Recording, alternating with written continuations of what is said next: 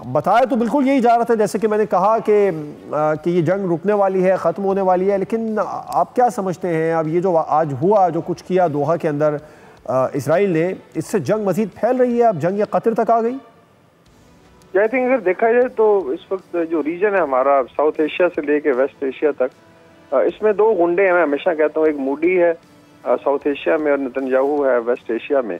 और मेनली अगर आप देखें तो बल्क ऑफ जो इस्लामिक वर्ल्ड का हार्ट है, इसके दोनों फ्लैंक्स बनते हैं। पहले भारत ने कोशिश की पाकिस्तान को अंडरमाइन करने की, और यही बेसिकली एक बहाना बना के, और लेकिन उसको रोका तब गया जब पाकिस्तान ने मिलिटरी रिस्पॉन्स किया। अभी आ जाते हैं इस पे जो इसराइल की पॉलिसी, इसको दाइवा पॉलिसी कहते हैं, 1948 से राइज है, बेन गोरियन के टाइम की, कि फलस्तीनी जब भी एक नस्ल तैयार हो तो यू मो डाउन, जिस तरह बेसिकली कटिंग द ग्रास होती है। दाइवा means cutting the grass, mowing the grass.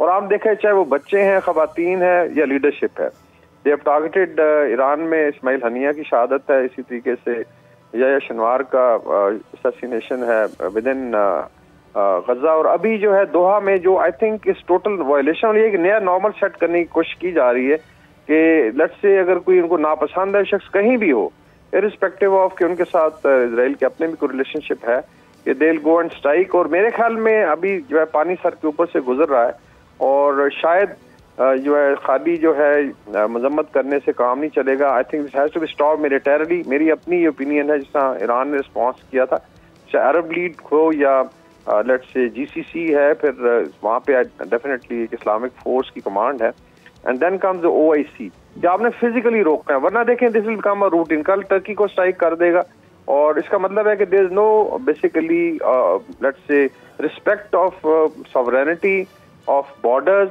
और जो मर्जी करे दंदनाते थे। भारत को पाकिस्तान इस तरह रोका था, मेरे ख्याल में इसराइल को स्टॉप करना चाहिए।